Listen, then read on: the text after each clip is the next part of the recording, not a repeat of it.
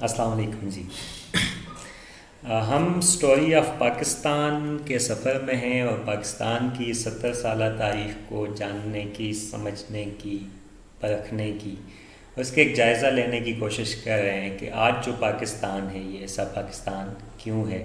اور کیسے 70 سال میں مختلف نشیب و فراز میں سے گزرتا ہوا جو پاکستان ہم اپنی آئندہ نسل کے حوالے کرنے والے ہیں، یا جو ہمیں ملا وہ ایسا کیوں تھا۔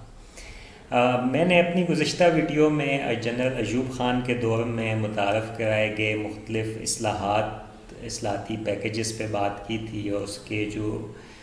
ثمرات یا اثرات مرتب ہوئے تھے پاکستانی سماج کے اوپر، مختلف ریجنز کے اوپر، اس پہ میں نے آپ کے ساتھ تفصیل سے بات کی تھی۔ ایوب خان کے جانے کے بعد جنرل یحییٰ خان جو ہیں وہ پاکستان کے چیف مارشل ایڈمنسٹریٹر بن گئے، اور انہوں نے پاکستان میں لیگل فریم ورک آرڈر کے تحت 1970 میں الیکشن کرانے کا اعلان کر دیا۔ پھر یہ الیکشن ہوئے، اور ان الیکشنز کے بعد پاور ٹرانسفر میں ایسے کانفلکٹس نے جنم لیا، ایک ایسا کرائسس، ایک ایسا بحران پیدا ہوا کہ جس کے نتیجے میں 1971 میں پاکستان نے ملٹری آپریشن کیا ایسٹ پاکستان میں، لیکن یہ ایک ناکام ملٹری آپریشن تھا جس کے نتیجے میں انڈین فوج جو تھی وہ داخل ہو گئی ایسٹ پاکستان میں، اور پھر پاکستانی جو ملٹری تھی اس نے ہتھیار ڈال دیے، اور ایسٹ پاکستان بنگلہ دیش بن گیا، جس کو ایسٹ پاکستان میں یا اب بنگلہ دیش میں رائز آف ڈھاکہ کے نام سے جانا جاتا ہے۔ اور ویسٹ پاکستان میں آج تک ہم دسمبر کے مہینے میں فال آف ڈھاکہ کے نام سے اس کو یاد کرتے ہیں، اور ایک یوم سیاہ کے طور پہ ہم اس دن کو مناتے ہیں 16 دسمبر کو، کہ جب ڈھاکہ کا فال ہوا تھا، یعنی ڈھاکہ جب الگ ہوا تھا۔ اب یہ تو ایک الگ ڈیبیٹ ہے کہ whether it was rise of Dhaka یا فال آف ڈھاکہ، لیکن اس کے اسباب کیا ہیں اس پہ ہم ذرا سی بات کرتے ہیں، اور عمومی طور پہ جو ہمارا ڈسکورس ہے پہلے اس پہ بات کرتے ہیں کہ جو اخبارات میں جس طرح کی چیزیں لکھی جاتی ہیں، یا ایک جو آفیشیل ڈسکورس جس انداز میں ڈیولپ کیا گیا ہے، لوگوں کی گفتگو اور مباحث کو ایک خاص رخ پاکستانی سماج میں 1971 کے بعد دیا گیا ہے، اور یہ مباحث ایک خاص دائرے کے اندر گھوم رہے ہوتے ہیں۔ تو پہلے ہم اس کی بات کر لیتے ہیں، اور اس کے بعد ہم ان فیکٹرز کی بات کرتے ہیں کہ جو واقعی میں ذمہ دار تھے جس کی وجہ سے پاکستان دو لخت ہوا، پاکستان ٹوٹا، جس پہ فیض صاحب نے کہا تھا کہ ہم کے ٹھہرے اجنبی اتنی ملاقاتوں کے بعد، پھر بنیں گے آشنا کتنی مداراتوں کے بعد۔ تو یہ وہ درد اور دکھ جو ہمیں پھر اپنے ادب میں بھی دکھائی دیتا ہے، اور ایک سماج میں، سوسائٹی میں بھی اس پہ بات کی جاتی ہے کہ جناب جو ہمارا ایک بازو تھا وہ ہم سے الگ ہو گیا۔ اب یہ جو سیاسی سیٹلمنٹ تھی یہ کیوں ختم ہوئی؟ کیونکہ بنیادی طور پہ ایسٹ اور ویسٹ پاکستان جو ہیں یہ ایک فیڈریشن کا حصہ تھے، یہ دو ونگز تھے پاکستان کے۔ تو اس کے اسباب کیا ہیں، یا پاکستان کے اس بازو کٹنے کے، یا وہ ڈھاکہ ڈوب گیا، ڈھاکہ کے ڈوبنے کے پاکستانی پرسپیکٹیو سے جب ہم دیکھتے ہیں، جب آپ بنگالی پرسپیکٹیو سے دیکھیں گے تو وہ اس کو ایسے نہیں دیکھتے، وہ اس کو اپنی آزادی کی تحریک اور پھر آزادی حاصل کرنے کے دن کے طور پہ مناتے ہیں۔ ہم اپنے پرسپیکٹیو میں جب پاکستانی پرسپیکٹیو میں بات کر رہے ہیں تو اس میں جو مباحث ہیں عمومی طور پہ، اگر آپ اخبارات کو صرف اٹھا کے دیکھ لیں دسمبر کے مہینے میں، اس میں ایسٹ پاکستان کرائسس اور پاکستان کے ٹوٹنے کے جو اسباب پہ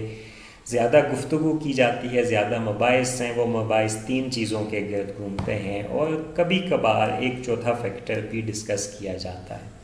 اب وہ 3 کون سے ہیں جی؟ ایک بھٹو فیکٹر جو ہے، جو اینٹی پیپلز پارٹی خاص طور پہ انٹیلیجنشیا ہے وہ اس کو بہت زیادہ ہائلائٹ کرتا ہے کہ بھٹو نے ادھر ہم ادھر تم کا نعرہ لگا دیا، اور اس کی وجہ سے بھٹو جو ہے وہ رسپانسیبل تھا، اور جو ایسٹ پاکستانی ہیں وہ الگ ہو گئے۔ دوسرا جو فیکٹر ہے وہ انڈین کانسپائریسی کا کہا جاتا ہے، اور ہندوستان جو ہے اس نے پاکستان بننے کے بعد ہی اس کے وجود کو تسلیم نہیں کیا تھا، اس لیے جب پاکستان وجود میں آیا تو وہ مسلسل سازشوں میں لگا ہوا تھا اور آخر وہ ان سازشوں میں کامیاب ہوا اور 1971 میں پاکستان 2 حصوں میں ٹوٹ گیا اور اس کے پیچھے ساری انڈین کانسپائریسی تھی، ہندوستان کی سازش تھی۔ جو تیسرا آرگومنٹ ہے وہ اس وقت کے حکمرانوں کے لائف سٹائل کے حوالے سے بات کی جاتی ہے اور یہ کہا جاتا ہے کہ جنرل یحییٰ خان جو ہیں وہ بہت عیاش پسند حکمران تھے، وہ شراب کے نشے میں دھت رہتے تھے اور ملک کی مشہور و معروف و خوبصورت رقاصاؤں اداکاراؤں کے ساتھ ان کے تعلقات تھے، اور جنرل رانی کی کہانیاں اور اس قسم کی ان کی ذاتی زندگی کی کہانیاں جو ہیں وہ زیر بحث رہتی ہیں، اور ان فیکٹرز کی بنیاد پہ کہا جاتا ہے کہ جی یہ یحییٰ خان کی عیاشیاں اس کا سبب تھیں، ہندوستان کی سازشیں اس کا سبب تھیں، بھٹو کی سیاست اس کا سبب تھی۔ اب یہ کس حد تک درست ہے، اس کو ہم جو ہے اگر جلدی سے اس کا جائزہ لے لیں، اس کا انالیسس کر لیں، تو پہلی بات جو ہے جو بھٹو کی سیاست کی بات کی جاتی ہے تو کیا بنگالی اتنے سادہ دل تھے اور اتنے وہ بھٹو سے محبت کرنے والے تھے کہ بھٹو نے یہ کہہ دیا ادھر ہم ادھر تم، تو وہ اکثریت لینے کے باوجود پاکستان سے علیحدگی پہ تیار ہو گئے، اور بنگال کی نمائندگی زیادہ ہونے کے سبب زیادہ امکان اس کا تھا کہ وہ پورے پاکستان پہ حکومت کر سکتے تھے۔ تو یہ کوئی اتنا، اور کیا ایک نعرے سے قومیں بن جاتی ہیں یا ایک نعرے سے ایک رات میں قومیں ٹوٹ جاتی ہیں، تو یہ اتنا کوئی نہ لاجیکل ہے نہ معروضی حقائق کے مطابق ہمیں یہ کلیم نظر آتا ہے، لیکن اس پہ مباحث بہت زیادہ کیے جاتے ہیں۔ پھر دوسرا جو اہم پہلو ہے جس پہ بات کی جاتی ہے وہ جنرل یحییٰ خان کی ذاتی زندگی کے حوالے سے ہے، تو یہ بھی کوئی ایسی ایکسیپشن نہیں ہے، کوئی تخصیص نہیں ہے۔ تاریخ میں جتنے بھی حکمران گزرے ہیں وہ مسلمانوں میں ہوں، ہندوؤں میں ہوں، کرسچنز میں ہوں، ان کی ذاتی زندگیاں اسی طرح رہتی ہیں، ان کے جو مارل سٹینڈرڈز ہوتے ہیں وہ مڈل کلاس یا جو نچلے طبقے ہوتے ہیں ان کے اخلاقی اصولوں پہ پورا کبھی بھی نہیں اترتے۔ اکبر کے دربار میں بہت حسینائیں تھیں، رقاصائیں تھیں، مغنیائیں تھیں، وہ شراب بھی پیتا تھا، نشے میں بھی دھوتا رہتا تھا، جہانگیر بھی اسی طرح سے تھا، لیکن یہ دور جو ہے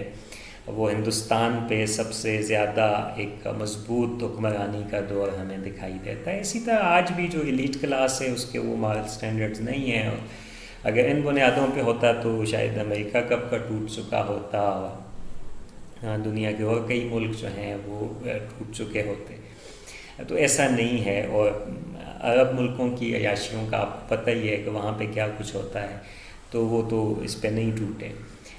یہ بھی ایک شیلو سا آرگومنٹ ہے جو پیش کیا جاتا ہے۔ اچھا، تیسرا جو آرگومنٹ ہے وہ انڈین کانسپائریسی کا ہے۔ تو دنیا میں تو ہر ملک دوسرے کے خلاف سازشیں کرتے ہی رہتا ہے، خاص طور پہ جن کے تعلقات اچھے نہیں ہوتے، کیونکہ ہر ملک اپنے مفاد کے تحفظ کے لیے دوسرے ملک کو کوئی بھی نقصان پہنچانے کے لیے تیار رہتا ہے۔ اس کی کوشش ہوتی ہے کہ وہ اپنے مفادات کو، کیونکہ جس دنیا میں ہم رہتے ہیں یہ ریئل ورلڈ پالیٹکس کی دنیا ہے، اور یہاں پہ جو ہر ملک ہے وہ صرف اپنے مفادات کے لیے دوسروں کے ساتھ انٹریکٹ کرتا ہے، چاہے وہ انٹریکشن اچھے معنوں میں ہو، دوستی کے تعلقات ہوں، چاہے وہ دشمنیاں ہوں،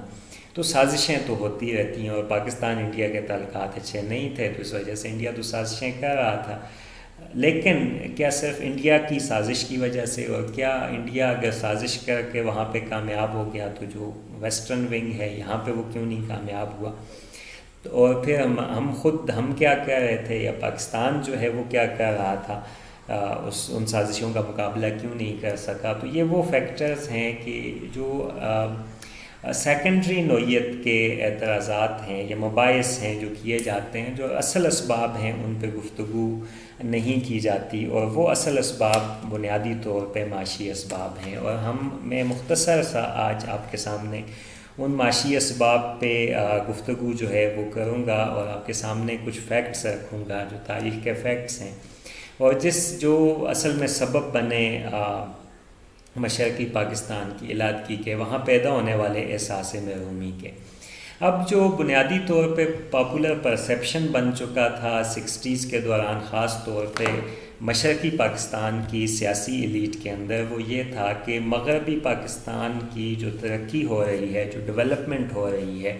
وہ مشرقی پاکستان کی قیمت پہ ہو رہی ہے، اس کی قیمت مشرقی پاکستان چکا رہا ہے۔ اب اس پاپولر پرسیپشن کو آپ اس بات سے سمجھ سکتے ہیں کہ جب 4th 5 year پلان انٹروڈیوس کیا جا رہا تھا، پیش کیا جا رہا تھا، تو اس میں مشرقی اور مغربی پاکستان کے جو اکانومسٹ ہیں ان کے درمیان ایک شدید کانفلکٹ نے جنم لیا۔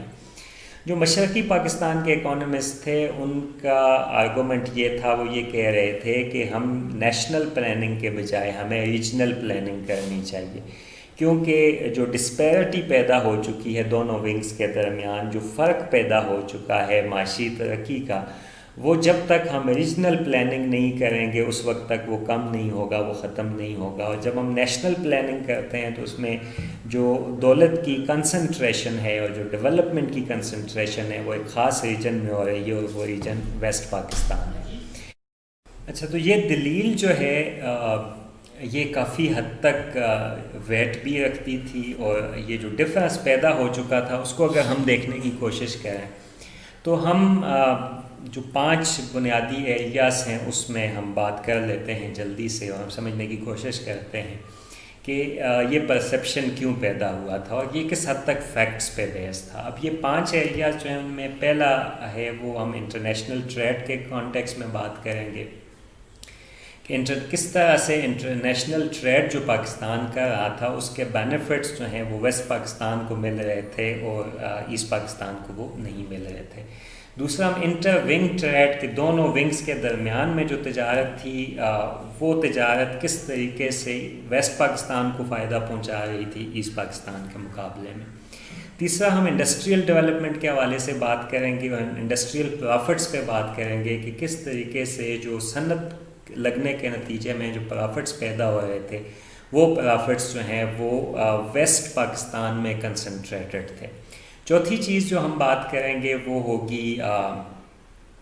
جو ٹیکسز کے حوالے سے اور ٹیکس کی یوٹیلائزیشن کے حوالے سے ہے۔ تو ٹیکس یوٹیلائزیشن وہ کس طریقے سے ایسٹ پاکستان سے جو ریونیو کلیکٹ کیا جا رہا تھا وہ ویسٹ پاکستان کے اندر استعمال ہو رہا تھا۔ اور پانچواں جو ہے وہ بینک انٹرسٹ کی ہم بات کریں گے اور بینکنگ سیکٹر کی ڈیولپمنٹ کے حوالے سے بات کریں گے کہ اس کا فائدہ کس طریقے سے ویسٹ پاکستان کو ہو رہا تھا اور ایسٹ کو اس کا کوئی خاص فائدہ نہیں پہنچ رہا تھا۔ تو یہ 5 ایریاز ہیں جن کو دیکھنے کی اور جن کو سمجھنے کی ضرورت ہے۔ سب سے پہلے ہم انٹرنیشنل ٹریڈ کے حوالے سے بات کرتے ہیں۔ تو جو انٹرنیشنل ٹریڈ ہے اس میں اگر آپ 1950 سے آنورڈ 1960 کے مڈ تک کا جو پیریڈ ہے اس میں دیکھیں تو جو ایسٹ پاکستان ہے وہ ٹریڈ سرپلس میں جا رہا تھا، یعنی جو دوسرے ملکوں کے ساتھ تجارت وہ کر رہا تھا تو اس میں وہ منافع میں جا رہا تھا، کیونکہ جو کل پاکستان کی تجارت تھی، جو مال پاکستان سے باہر بیچا جاتا تھا اس کا تقریباً 50 to 60% جو ہے وہ ایسٹ پاکستان بیچ رہا تھا، اور جو امپورٹس ہو رہی تھیں وہ صرف 30% ایسٹ پاکستان میں ہو رہی تھیں اور 70% ویسٹ پاکستان میں ہو رہی تھیں۔ اس کا مطلب ہے کہ جو ویسٹ پاکستان ہے وہ تجارتی خسارے میں جا رہا تھا، جبکہ جو ایسٹ پاکستان ہے وہ تجارتی منافع میں جا رہا تھا۔ اب یہ تجارتی خسارہ، یہ امپورٹس کس چیز کی ہو رہی تھیں؟ ایسٹ پاکستان سے تو جیوٹ جو ہے وہ دنیا میں بیچا جا رہا تھا، زیادہ میجر انڈسٹری اس کی تھی، جیوٹ پروسیسنگ پلانٹ وہاں پہ لگ چکا تھا۔ اور جو ویسٹ پاکستان ہے وہ مشینری امپورٹ کر رہا تھا، مشینز یا کیپیٹل گڈز امپورٹ کر رہا تھا۔ تو یہ جو کیپیٹل گڈز وہ امپورٹ کر رہا تھا پاکستان میں انڈسٹریلائزیشن کے لیے، اس کا بل ایسٹ پاکستان پہ کر رہا تھا، کیونکہ ایسٹ پاکستان جو ہے وہ منافع کما رہا تھا۔ تو یہ جو خسارہ، تجارتی خسارہ پیدا ہو رہا تھا، اس گیپ کو فل ایسٹ پاکستان کا جو منافع ہے وہ کر رہا تھا۔ تو اب یہ ایک اہم فیکٹر تھا جس کی وجہ سے ویسٹ پاکستان جو ہے اس میں انڈسٹری لگ رہی تھی، اس میں کیپیٹل گڈز آ رہی تھیں، اور جو ایسٹ پاکستان ہے وہاں پہ ایسی کوئی صنعتیں لگتی ہوئی ہمیں دکھائی نہیں دیتی ہیں، بلکہ وہ صرف اور صرف پیمنٹ کر رہا ہے ان امپورٹس کی جو ویسٹ پاکستان کر رہا ہے۔ تو اس کی وجہ سے ایک پرسیپشن پیدا ہوا۔ دوسرا جو ہے اگر آپ دیکھیں انڈسٹریل پرافٹس پہ آپ جب بات کرتے ہیں تو جو انڈسٹریل پرافٹس ہیں وہ میں ایک لیکچر میں آپ کو پہلے بتا چکا ہوں کہ جو 22 فیملیز تھیں پاکستان کی، وہ پاکستان کے 80% اور اس کے لگ بھگ جو انڈسٹریل ایسٹس ہیں، جو بینکنگ ریسورسز ہیں اور جو انشورنس ریسورسز ہیں، اس کے مالک تھے۔ اب ان 22 فیملیز میں سے جو اکثریتی فیملیز تھیں وہ ویسٹ پاکستان سے تعلق رکھتی تھیں۔ مثلاً ایک اسٹڈی کے مطابق جو ٹوٹل انڈسٹریل ایسٹس تھے ان کا صرف 11% جو ہے وہ ایسٹ پاکستانی اون کرتے تھے، جو 89% ہے وہ ویسٹ پاکستانی اون کر رہے تھے۔ تو صنعتیں بھی یہاں لگ رہی تھیں۔ اچھا، جو صنعتیں ایسٹ پاکستان کے اندر بھی لگ رہی تھیں تو ان میں بھی 70% جو صنعتیں تھیں ان کی ملکیت ویسٹ پاکستانیوں کی تھی، اور جب بنگلہ دیش آزاد ہو گیا اور 1971 کی جنگ ختم ہو گئی تو بہت ساری جو صنعتیں تھیں، جو انڈسٹریز تھیں، جو فیکٹریز تھیں، وہ وہاں پہ ویران تھیں، ان کا کوئی دیکھنے بالنے والا نہیں تھا کیونکہ وہ ملکیت ہی ویسٹ پاکستانیوں کی تھی۔ تو انڈسٹریل پرافٹس جو ہیں وہ بھی سارے کے سارے یا اس کا جو اکثریتی حصہ ہے، ایک اچھی خاصا جو حصہ ہے وہ ویسٹ پاکستانی لے کے جا رہے تھے۔ تو یہ دو چیزیں ہوگی۔ تیسری چیز جو انٹر ونگ ٹریڈ تھی اس کا بھی بیلنس اس طریقے سے رکھا گیا تھا، یعنی اس میں کچھ اس قسم کی پابندیاں لگائی گئی تھیں کہ جن کے نتیجے میں جو ویسٹ پاکستان ہے وہ پرافٹ میکنگ کر رہا تھا اور ایسٹ پاکستان جو ہے وہ صرف اور صرف فوڈ پروڈکٹس پہ ہی اسپینڈ کر سکتا تھا۔ مثلاً جو رائس ہے، اس کی جو چاول ہے، اس کی ڈیمانڈ ایسٹ پاکستان میں اضافہ، اس کی آبادی میں اضافے کے ساتھ چاول کی ڈیمانڈ میں بھی اضافہ ہو رہا تھا، تو وہ چاول پیدا ہو رہا تھا ویسٹرن ونگ میں۔ اب ویسٹرن ونگ سے اس کی ان انٹرپٹڈ سپلائی نہیں کی جاتی تھی بلکہ اس کی محدود سپلائی کی جاتی تھی۔ اب اس محدود سپلائی کے نتیجے میں کیا ہوا کہ جب سپلائی کم ہوتی ہے، ڈیمانڈ زیادہ ہوتی ہے، تو چیزوں کی قیمتوں میں اضافہ ہونا شروع ہو جاتا ہے۔ تو جو رائس کی پرائسز تھیں وہ وہاں پہ بہت زیادہ ہو گئی تھیں، بہت مہنگی ہو گئی تھیں، اور اس کا جو پرافٹ ہے وہ ویسٹ پاکستان کما رہا تھا۔ پھر اس کے بعد جب اسٹیٹ ٹیکسز کی آپ بات کرتے ہیں تو جو ٹیکسز لگائے جاتے تھے ایسٹ پاکستان سے، جو بھی ریونیو کلیکٹ ہو رہا تھا، اس ریونیو کا جو اکثر حصہ ہے وہ ڈیفنس پہ استعمال ہوتا تھا، اور جو ملٹری ہے وہ آپ کو پتہ ہے کہ ایسٹ پاکستانی ڈومینیٹڈ تھی، ویسٹ پاکستانی ڈومینیٹڈ ملٹری تھی، اور ڈیفنس بجٹ کو ایسٹ پاکستانی یہ سمجھتے تھے کہ یہ ہمارے ڈیفنس کے لیے تو ہے نہیں، ہم ویسٹ پاکستان کے ڈیفنس کے لیے ہم اپنے پاکٹ سے پے کر رہے ہیں۔ تو جب پروونشل آٹونومی کی موومنٹ چل رہی تھی لیٹ 60s میں، تو اس میں ایک یہ ڈیمانڈ سامنے آئی تھی کہ ہر صوبہ، ہر ونگ جو ہے وہ صرف اتنا ہی ڈیفنس بجٹ میں کنٹریبیوٹ کرے گا، اس کا حصہ اتنا ہی ہوگا جتنی اس کو نمائندگی دی جاتی ہے، یعنی جتنے اس کے لوگ افواج کے اندر ہوں گے صرف اسی پرسنٹیج کے حساب سے وہ ڈیفنس بجٹ میں بھی کنٹریبیوٹ کرے گا۔ تو اس سے آپ اندازہ لگا سکتے ہیں کہ ریپرزنٹیشن جو ہے وہ ملٹری فورسز کے اندر کتنی تھی بنگالیوں کی، اور ان سے جو ٹیکس کلیکٹ کیا جاتا تھا وہ کتنا استعمال ہوتا تھا۔ تو ایک اچھا خاصا ٹیکس جو ہے وہ ڈیفنس میں استعمال ہوتا تھا۔ پھر باقی بھی جو چونکہ سینٹرل پلاننگ ہو رہی تھی اور یہ مختلف 5 years پلان آ رہے تھے، first, second, third, fourth 5 years plan جو آئے تھے، تو ان کے اندر بھی جو نیشنل سطح پہ پلاننگ ہو رہی تھی، اس کے نتیجے میں جو ریونیوز کلیکٹ کیے جاتے تھے ایسٹ پاکستان سے، اس کا مرکزی سطح پہ فیصلہ ہوتا تھا کہ ان کا کتنا حصہ ایسٹ پاکستان میں استعمال ہونا ہے اور کتنا ویسٹ پاکستان میں استعمال ہونا ہے،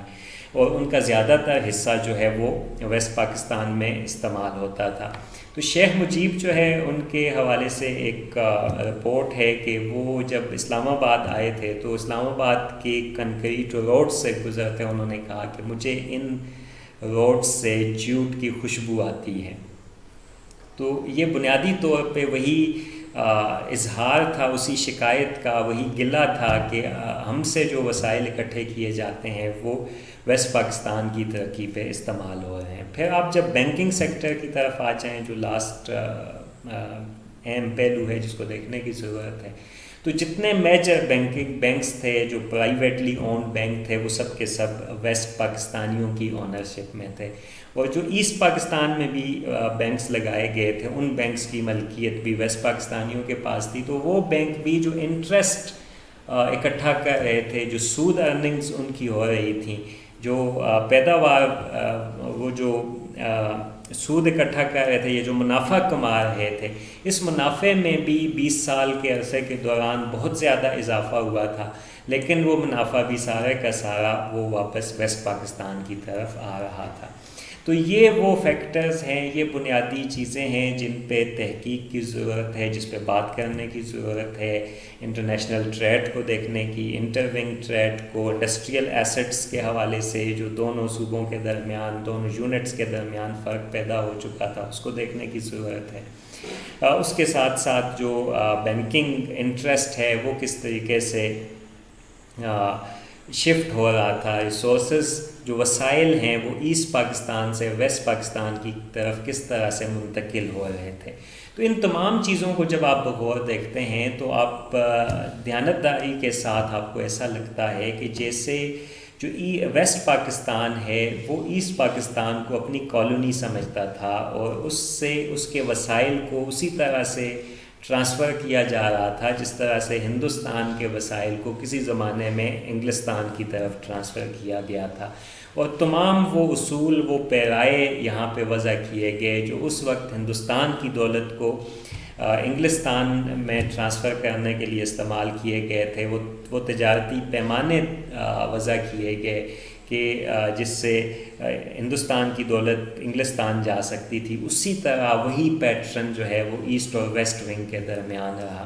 یہ وہ وجہ تھی جس سے ایسٹ پاکستان میں غربت میں اضافہ ہوا، لوگوں کی فیکس آمدنی میں کمی آئی۔ یعنی پاکستان بنتے وقت جو فرق تھا ایسٹ اور ویسٹ ونگ کے درمیان وہ یہ تھا کہ اگر ایک ویسٹرن ونگ کا پاکستانی اس کی فیکس آمدنی 100 روپے ہے تو ایسٹرن ونگ کے ایک شخص کی آمدنی 80 روپے تھی، لیکن 1960s میں آ کر یہ فرق جو ہے وہ 100 اور 50 اور 60 کے درمیان میں آ گیا تھا، یعنی 55 سے 60 روپے تک کا فرق جو ہے وہ ہمیں دکھائی دیتا ہے۔ تو آپ اس سے اندازہ لگائیں کہ کس طریقے سے فیکس آمدنی میں بھی کمی آئی تھی، جس کی وجہ سے غربت میں اضافہ ہوا تھا، چیزوں کی اجناس کی قیمتیں جو ہیں وہ ان میں اضافہ ہوا تھا، جو معاشی ترقی ہے اس کے ثمرات ایسٹ ونگ تک نہیں پہنچ رہے تھے۔ تو یہ وہ پہلو ہیں جن پہ بات کرنے کی، جن پہ بحث کرنے کی ضرورت ہے، تاکہ مستقبل میں ہم وہی غلطیاں اپنے باقی صوبوں کے ساتھ نہ دہرائیں، اور یہ جو کنسنٹریٹڈ ڈیولپمنٹ کا ماڈل ہے کہ جہاں پہ ایک خاص ریجن، ایک خاص علاقہ ہی صرف ڈیولپ کر رہا ہوتا ہے اور باقی پیرافری میں موجود جو علاقے ہیں وہ غربت اور بدحالی کا شکار ہوتے ہیں، اس سے قومیں مضبوط نہیں ہوتی، اس سے ملک مضبوط نہیں ہوتے، اور ملکوں کے ٹوٹنے کے اسباب میں یہ بنیادی اسباب ہیں جن کو ہمارے مباحث کا حصہ ہونا چاہیے۔ آج کے لیے اتنا ہی۔ نیکسٹ ویڈیو میں ہم ذوالفقار علی بھٹو جو ہیں ان کے حوالے سے بات کریں گے، اور ذوالفقار علی بھٹو کے ریفارمز کے حوالے سے بات کریں گے، اور 70s کا جو پاکستان ہے اس کی کہانی میں آپ کو سناؤں گا، اس دوران کیا کچھ ہوا اس پہ بات کریں گے۔ Thank you very much G.